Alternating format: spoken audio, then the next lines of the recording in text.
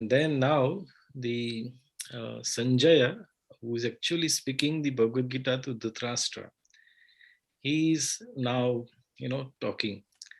So let's do reading of the shloka itself, the translation and purport.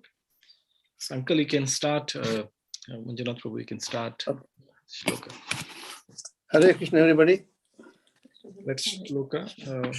Text 74. Text 74.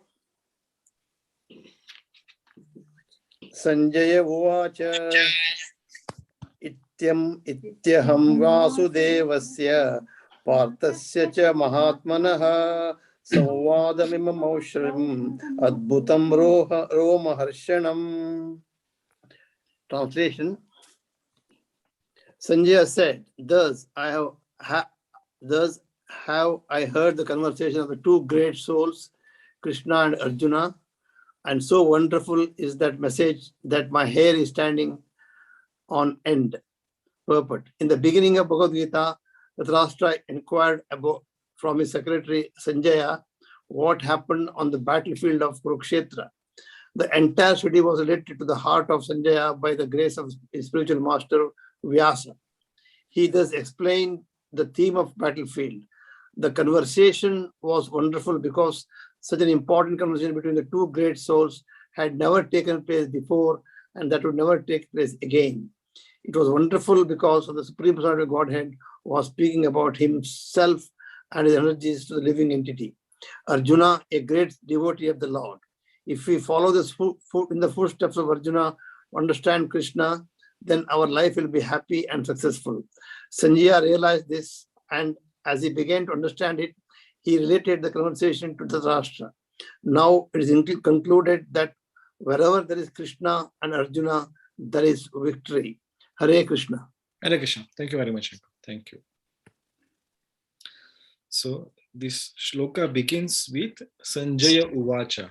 The Sanjaya said, thus I have heard the conversation of two great souls, Krishna and Arjuna, and so wonderful is that message that my hair is standing on end. So as we all know, the beginning of Bhagavad Gita, if you see the first shloka itself, the Bhagavad Gita begins with the words Dhritarashtra Uvacha. Dharma kshetre kurukshetre samaveta yutsava mamaka pandavaschaiva kim kurvata Sanjaya. So Dhritarashtra, who is asking his secretary Sanjaya that, my dear Sanjay, the Dharma kshetre kurukshetre, the very pious land of Kurukshetra, these two armies, Mamaka, my son's army, and Pandava's army, they are gathered there with the purpose of fighting. And what did happen? What did they do? Please tell me. So Dhritarashtra, he was a blind man. He could not see anything. And he had a very qualified secretary. Now, this secretary, his name was Sanjay, and he had a very divine gift to him. It was given by his Gurudev, Vyasadev, that he could see by sitting at one place, he could see what's happening at some other place, hundreds and thousands of miles away. So he asked Sanjay, will you please focus your attention towards the Kurukshetra and please tell me, relay me directly, what exactly is happening there. So Sanjay, he's focusing or giving attention to the Kurukshetra, and he has heard just before the battle began, he heard the conversation between Krishna and Arjun. And he related directly as it is, whatever he heard, he related to the Dhritarashtra. And in last shloka, he just concluded saying that now Arjuna, he has said that, my dear Krishna, O infallible one, my illusion is now gone. I have regained my memory by your mercy. I am now firm and free from doubt. I am prepared to fight according to your instructions. Now, Sanjay, he had seen, with his divine vision, his Divya Chakshu, what was the Arjuna's condition just before Krishna spoke Bhagavad Gita. He was completely broken, shattered person. And here he just heard that Arjuna is completely has regained his consciousness, and is ready to fight. He has no doubt, and he's more than enthusiastic and motivated to fight now. And seeing this, Sanjay, he said, "Thus I have heard the conversation of two great souls, Krishna and Arjun." Said, "I've heard this conversation between two great souls. Of course, Krishna is Paramatma, Supreme Lord, but Arjuna is also a great soul because he is the devotee." And then he said, "And so wonderful is that message." Now here he's saying message. Message means actually it is meant for you and me. He heard it. And then the same conversation is recorded in the pages of Bhagavad-Gita. And that conversation actually is a message for you and me. And what is he saying? And so wonderful is that message that my hair is standing on end. This is one of the effect of our body when we hear something very pleasant, something very enlightening, something really wonderful, something really astonishing. So Sanjay is saying that this conversation, this message is so wonderful. It is so eye-opening. There is nothing like this which I've ever heard it. And it is so exciting that my hairs are standing on end. I don't know how many of you had, last time had the experience of, hair standing on end. Maybe you had to pass some exams, or, when you get married, or, when I don't know, when you found out your dream job, I think something really astonishing happens in our life, then our, hair stand on end. It is the feeling of, complete, elation, happy condition. So in a way, by hearing this message, Sanjaya's hairs are standing on end. He's completely awake. Earlier, Arjuna, he also said, I'm nastamoho. My doubt is gone. And karishe vachanam tava. I'm ready to fight. So this is the effect of hearing Bhagavad Gita. That all our illusion is vanquished. And we become very elated, very happy, very enthusiastic. So we are just at the end of Bhagavad Gita. We should also be having the same effect. Our hair also should be standing on end, and we should be also, without any doubt, we should be ready to perform all our devotional service. And if it is not happening, don't worry. We can again, read Bhagavad Gita again. We can ask the devotee again. As Krishna said earlier, Arjun, did you hear this message very attentively? If not, I'm ready to relate again. So we may have somehow missed it. We are not at that condition at Sanjay or as Arjun. But, we can try again. I'm sure, we read Bhagavad Gita once, it definitely brings changes into our heart, into our life, into our, journey towards self-realization. And when you read it again, it'll take us even more deeper, and even if it's that time we are not successful, third time, take it more deeper. So Bhagavad Gita will definitely give us the ultimate success. Well, let's read some of the lines from the purport by Srila Prabhupada. So Prabhupada is writing, in the beginning of Bhagavad Gita, Dhritarashtra inquired from his secretary Sanjay what happened on the battlefield of Kurukshetra. The entire study was related to the heart of Sanjay by the grave Sophist spiritual master Vyasa. He thus explained the theme of the battlefield. Now please hear this very carefully. The conversation was wonderful because such an important conversation between two great souls had never taken place before and would not take place again. It was wonderful because the Supreme Personality of Godhead was speaking about himself and his energies to the living entity Arjuna, a great devotee of the Lord. So Prabhupada is saying he heard the most important conversation ever. It had not happened in the past, Prabhupada is writing, and it is not going to happen in the future also. Again, future in the sense, in the next yuga, again, when Krishna will come, it will happen again. But till then, it is not going to happen. So in our lifetime, definitely it's not going to happen.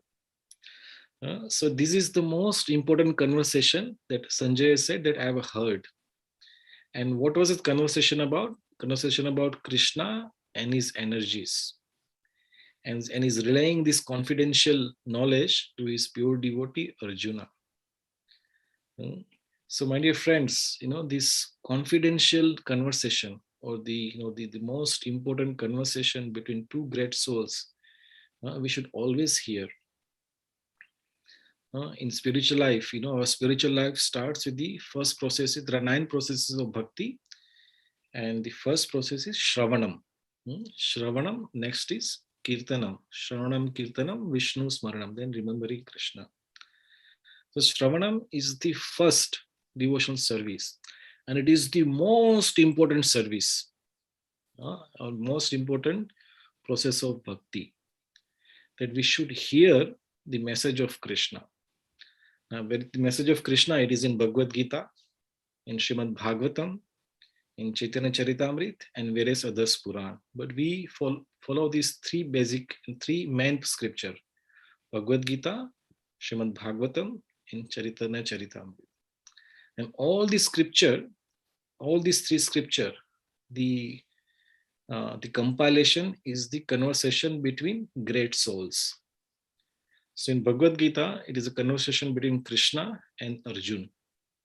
In Srimad Bhagavatam, it is between Parikshit Maharaj and Shukdev Goswami.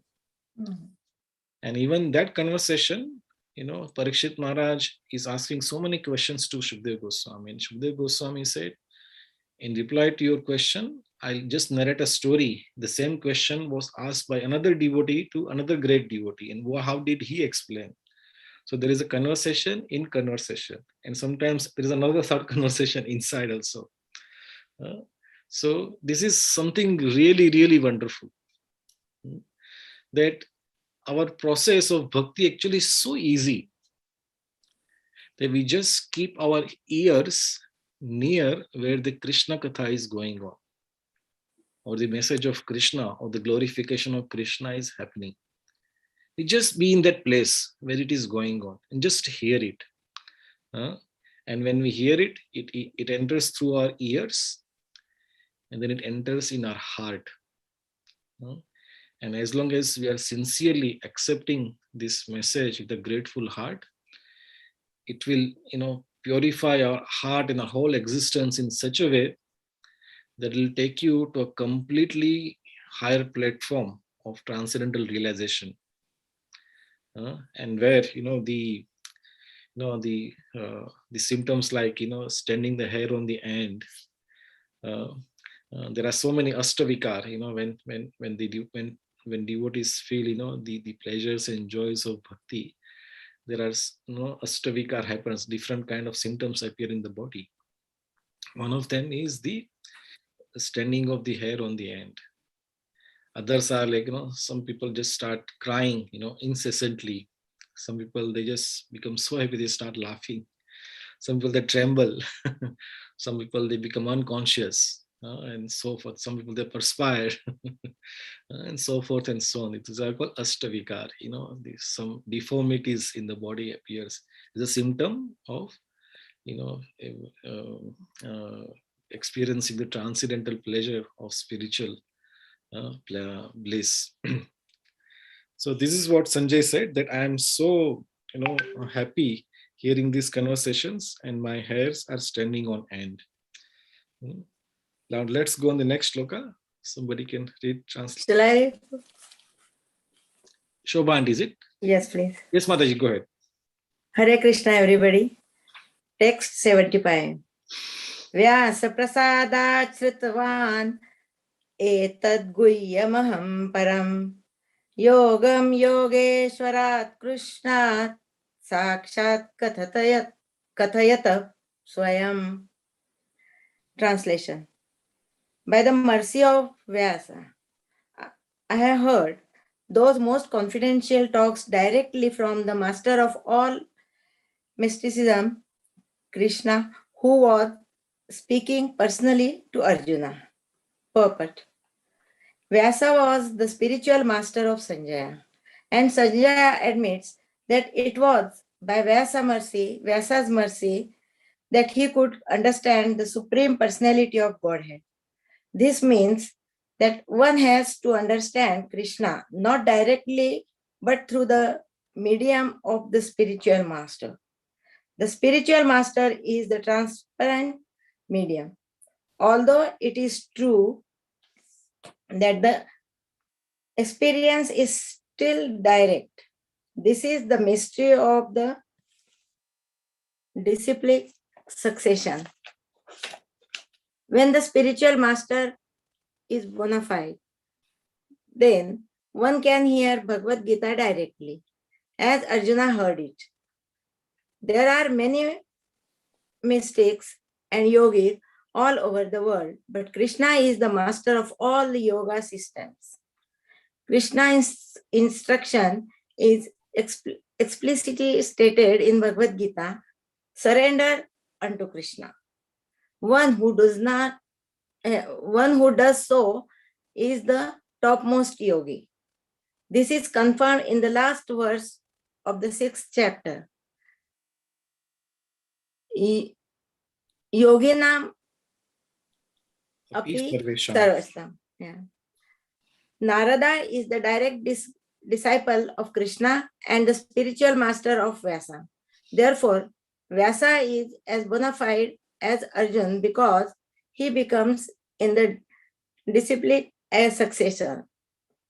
And Sanjaya is the direct disciple of the Vyasa. Therefore, by the grace of Vyasa, Sanjaya's sins were purified, and he could see and hear Krishna directly. One who directly hears Krishna can understand this confidential knowledge. If one does not come to the disciplic succession, he cannot hear Krishna. Therefore, his knowledge is always imperfect, at least as far as understanding Bhagavad Gita is concerned. In Bhagavad Gita, all the yoga systems, Karma Yoga, Jnana Yoga, Bhakti Yoga are explained. Gyan Yoga, yeah. Karma Yoga, Gyan Yoga, and Bhakti Yoga are explained. Karma is the master of all such mysticism. Krishna, Mataji. Krishna is the master. Yeah. Krishna is the master of all such mysticism. It is to be understood, however, that as Arjuna was fortunate enough to understand Krishna directly, so by the grace of Vyasa, Sanjaya was also able to hear Krishna directly. Actually, there is no difference between hearing directly from Krishna and hearing directly from Krishna via a bona fide spiritual master like Vyasa. The spiritual master is the representative of Vyasadeva also. Therefore, according to the Vedic system, on the birthday of the spiritual master, the disciples conduct the ceremony called Vyasa Puja. Hare Krishna. Hare Krishna. Thank you very much, Mataji. Thank you. Thank you. Thank you. Translation again. By the mercy of Vyasa, I have heard these most confidential talks directly from the master of all mysticism, Krishna, who was speaking personally to Arjun. Look at the mood of Sanjay. He has heard, the direct message from Krishna. And where is his gratitude going to? His gratitude is not going to Krishna saying, "Oh Krishna, it is so nice. I'm so thankful to Krishna. I heard it." His gratitude goes to his Guru, Vyasadev. He says, by the mercy of my Gurudev Vyasadev, that I am able to hear this message. And Prabhupada, is such a genius. This purport is so wonderfully has crafted this purport. He's put, exactly, the way we can understand so easily. the importance of Guru in our life. So Prabhupada, I'll just read, these two lines.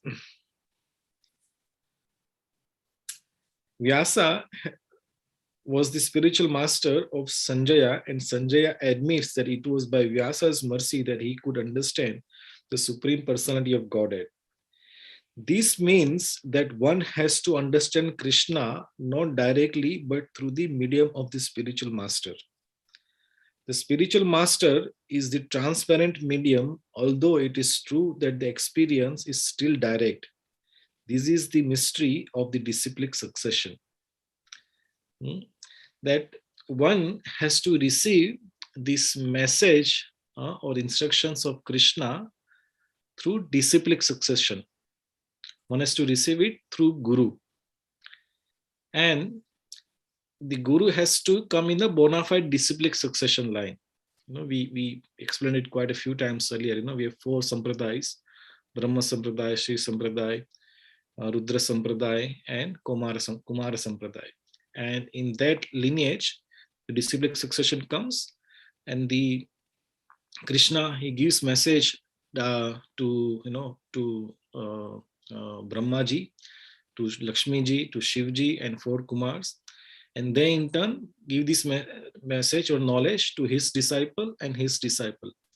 Now, as long as disciple is repeating as it is, without changing anything, without adding anything, without subtracting anything, and he just passes the message as it is, then he is considered a bona fide spiritual master. And Prabhupada writes very nicely here, this is the mystery of disciplic succession. What is the mystery? That even though it is coming in disciplic succession, the message is so pure and so potent that the disciple feels like that I'm getting the message of Krishna directly. As Arjuna heard directly from Krishna, the same direct experience we get from Krishna when we take the shelter of a bona fide spiritual master. There is no difference whatsoever. So here Sanjay, he is remembering his Guru, that because of my Guru, I am able to hear this message. And without Guru, there is no chance we can ever, experience or get this message of Krishna. And in this very beautiful answer, this is the mystery of disciplic successions. Even though, like right now, we are reading Prabhupada's Bhagavad-Gita here. Prabhupada and our Vedic, our Brahma Madhava Gaudiya Vaishnava Sampradaya comes from Brahmaji. It is so many disciplic successions are there. We can't even put the numbers. Definitely more than 1,000, even more 10,000, 15,000. But Prabhupada, he's just repeating what he heard from his Guru Bhaktisiddhanta Saraswati Thakur, and he's just repeating what he heard from his Guru Gaurkishdas Babaji Maharaj, and he's repeating from his Guru Bhakti Vinod Thakur, and his Guru Jagannadas Babaji Maharaj, and so forth and so on. And that's why you see the Prabhupada is written, says Bhagavad Gita as it is. This message that Prabhupada is giving here, it is as it is. No change. He's not putting his own word, or he's not substituting anything, from this message. It is as it is. As it is means the message remains intact. The delivery can be different. According to time, place, and circumstances, your delivery is different. The message is intact. Message is the same. So here, my dear devotees, we get this great important message at the end of Bhagavad Gita. That what is the importance of accepting a bona fide spiritual master? Without spiritual master, one cannot progress in spiritual life. One has to have spiritual master. And once we have the spiritual master, we'll have the direct connection to Krishna, as if we are hearing directly from Krishna. Krishna will not come for us in Stoke-on-Trent outside our house knocking on the door. Do you want to hear Bhagavad Gita? We might say, sorry, I've got my job to do. So we don't even time. But we have Prabhupada's Bhagavad Gita, and then we should also pray to Krishna. Krishna, please, arrange, me to so that I can take shelter of a bona fide spiritual master. One must have a guru. Without guru, one cannot progress. So taking guru's shelter is so very important. And I'll just read one or two lines from the second paragraph, also very important lines. One who directly hears Krishna, one who directly hears Krishna can understand this confidential knowledge. If one does not come to the disciplic section, he cannot hear Krishna. So if he is not in disciplic succession, if it is not approaching the shelter of a guru, then there is no chance one can hear this message directly from Krishna. And then what happens? Therefore, his knowledge is always imperfect. Without guru, whatever knowledge you get, it is always imperfect. At least as far as understanding Bhagavad Gita is concerned. We won't get the actual, the tattva of Bhagavad Gita. So that's the reason guru is so important in our life. I'll just read one or two lines from the concluding paragraph. Prabhupada writes, actually, there is no difference between hearing directly from Krishna and hearing directly from Krishna via a bona fide spiritual master like Vyasa. The spiritual master is the representative of Vyasadeva also. Therefore, according to the Vedic system, on the birthday of the spiritual master, the disciples conduct the ceremony called Vyasa Puja. The disciples, for a disciple, the guru is the representative of Krishna. And because guru, it is repeating the message, as we heard from Krishna, coming directly in disciplic succession, the disciple gives the same respect to his guru as he gives to the God. He's not considering his guru as God. We have to be very careful. Guru is not God, but he's a representative of God. And disciple, he gives, same respect as he gives to the God. Sometimes even more. As we know, in our Ramanujacharya Sampradaya, the Alvars are great authorities, great devotees of the Lord. And if you go to the temple, they are so much nicely worshipped and and glorified. And it is there in all Sampradayas. That the devotees, the great acharyas, they are glorified more because they are spreading the message of Krishna. So the guru is a representative of Krishna, and his appearance day, it is celebrated as Vyasa Puja. So he's there because guru is representing Vyasadeva, and Vyasadeva is representing Krishna. So yesterday it was my Gurudev Shri Radhanath Swami Maharaj's appearance day was yesterday, and we celebrated in a small way in our house. Last year, if you remember, we saw one video, of his of his services, and his life, how he came to Krishna consciousness. So on this day, actually, I beg at your lotus feet, that you'll have very nice devotees. You please pray for me that I become the worthy disciple of my guru, and someday I can bring some joy, some happiness to my guru. He saved me from this very horrible world. I may have taken countless birth, but in this birth, I'm fortunate enough to take his shelter. So I want to, for the rest of my, breath and rest of all my existence, I want to serve him with whatever way I can serve him. And we also have, dear Mayapureshwari Mataji, she took the shelter of Jai Pataka Swami Maharaj, this year. And I think many of our devotees, our Jai Krishna Prabhu is a dear disciple of Krupamaya Prabhu. And many of our devotees, they're aspiring, and soon, it's just a matter of time, they'll take the, that important step getting connected to Krishna via the Guru. We cannot connect to Krishna directly, but via Guru, we have to connect to Krishna. So, it's a beautiful paragraph, beautiful purport. When I heard it, when I read it first time, I couldn't, admire, Prabhupada's genius. Such a wonderful he is, put the whole tattva of Guru tattva in this three paragraph. Okay, now let's do one more sloka, 76. Somebody can read 76 sloka. Can I do that, Rohitji, please? Yes, Meena Mataji, go ahead. Thank you. Hare Krishna, everybody. Shloka 76. Rajana samasmrutya samavadam imam adbhutam kesavarjano punyam pradayami cha muhurmuhu. Translation. O King, as I repeatedly recall these wondrous and holy dialogues between Krishna and Arjuna, I take pleasure, being thrilled at every moment. Purport. The understanding of Bhagavad-Gita is so transcendental that anyone who becomes conversant with the topics of Arjuna and Krishna becomes righteous, and he cannot forget such talks.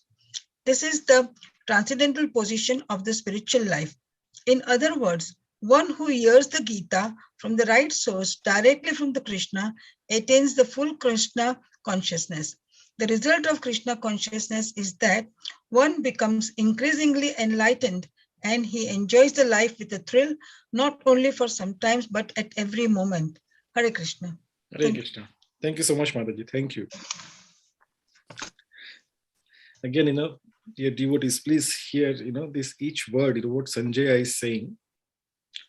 O King, as I repeatedly recall this wondrous and holy dialogue between Krishna and Arjuna. So, Sanjay, he is recalling, oh, this is what they speak. This is what they speak.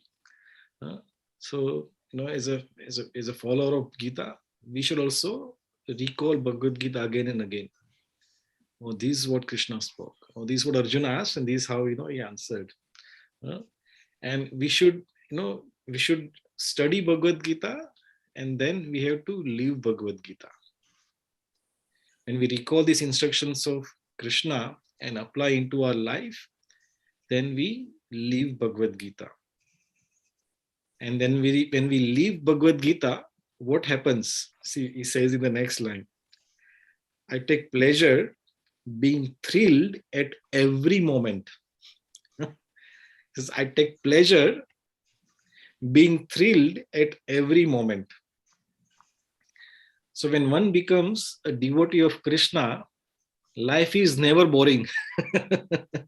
The boredom is out of question. In fact, one of my friend, very close friend, sometimes he very honestly said, he said, life is so much full of adventure. Sometimes I had to pray to Krishna, Krishna, please slow down. It is like, when we go on some theme parks, we go on a ride, and some rides are so, thrilling, So he said, oh, wait, it's going too fast. So when we become devotee of Krishna, when we live our life according to the principles of Bhagavad Gita, the teachings of Bhagavad Gita, our life becomes full of pleasure, being thrilled at every moment. Here Prabhupada writes, every moment. It's not that, maybe 1 day, 2 days, 6 months, it's fine, then Bhagavad Gita becomes boring. No. Every moment of our life is full of thrill.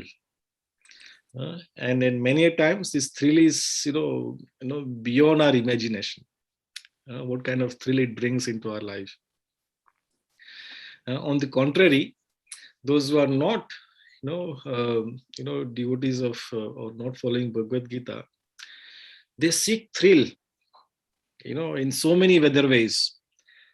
They seek thrill in some, movies, and they seek thrill into some, sporting event. They seek thrill into some news, some political parties. And sometimes, they have to try so hard Even if there is something is happening, then they unnecessarily play some games. What is games? Nowadays, people play video games in the house. What is the purpose of these games? To get some thrill in the life. You play some, this car racing games, or some karate games. What is this all this for? All our entertainment, the pursuit of entertainment, they're all for the purpose of getting thrill into our life. Some make our life very interesting. But here, Sanjay is saying that as I repeatedly recall this wondrous and holy dialogue between Krishna and Arjuna, I take pleasure being thrilled at every moment. And then Prabhupada, he writes, the result of Krishna consciousness is that one becomes increasingly enlightened. It's not that when we read Bhagavad-Gita, we are enlightened. That's it. This is the end of enlightenment. No, increasingly enlightened. As you go and keep applying the principles of bhakti into our life, the enlightenment gets increasing every moment. It is never static. Why it is never static? Because it is said the joy, or says Sachidananda Vigraha, we are eternal, full of knowledge, full of bliss. This Sachidananda, it is coming from spiritual world.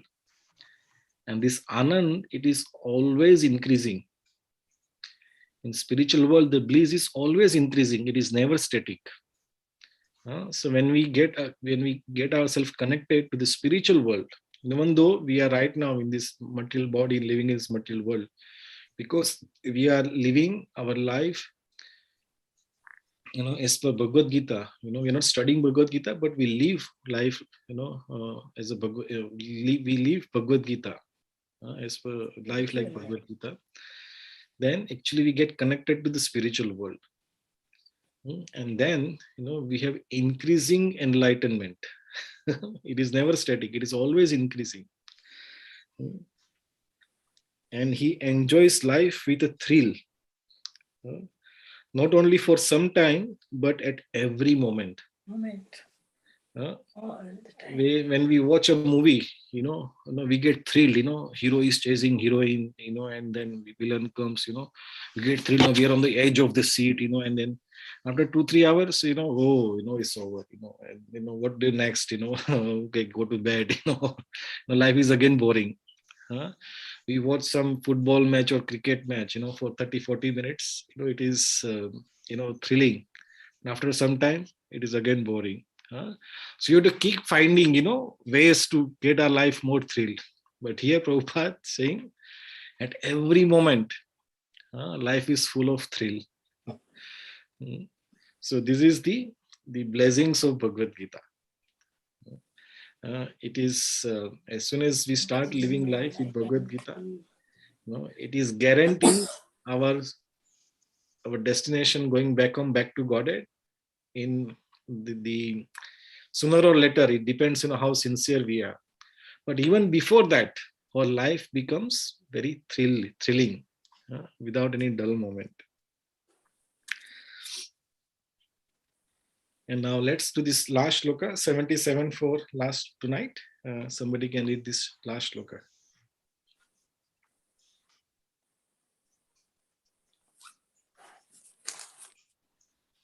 Anyone? Shall I read, Rohitji? Yes, Mataji, please go ahead. Tacha samsnutya rupamatyaద్భుతం harehe vismayomi mahan rajan rashyami cha punah punah. Translation. O King, as I remember the wonderful form of Lord Krishna, I am struck with wonder more and more, and I rejoice again and again. Purport. It appears that Sanjaya also, by the grace of Vyasa, could see the universal form Krishna exhibited to Arjuna. It is of course said that Lord Krishna had never exhibited such a form before. It was exhibited to Arjuna only. Yet Some great devotees could also see the universal form of Krishna when it was shown to Arjuna. And Vyasa was one of them. He is one of the great devotees of the Lord and is considered to be a powerful incarnation of Krishna. Vyasa disclosed this to his disciple Sanjaya, who remembered that wonderful form of Krishna exhibited to Arjuna and enjoyed it repeatedly. Hare Krishna. Hare Krishna. Thank you very much, Mataji. Thank you. Thank you. So Sanjay is again saying, O king, as I remember the wonderful form of Lord Krishna, I am struck with wonder more and more, and I rejoice again and again. So now Sanjay is saying that because of the Bhagavad Gita, I can remember the wonderful form of Krishna.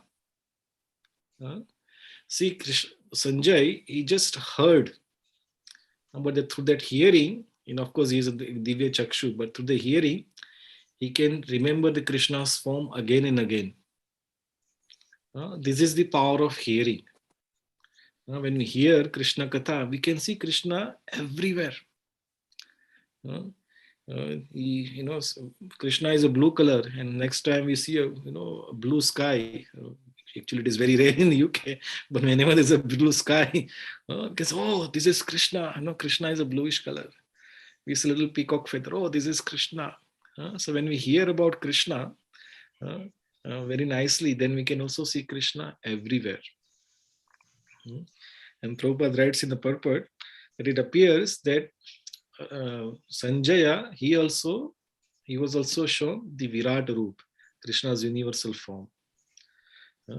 So though actually it was shown only to Arjuna, but Sanjaya and Vyas, both of them could see the Virat Roop of Krishna. And it is very wondrous. And he's saying, I am struck with wonder more and more, and I rejoice again and again. So again, my dear friends,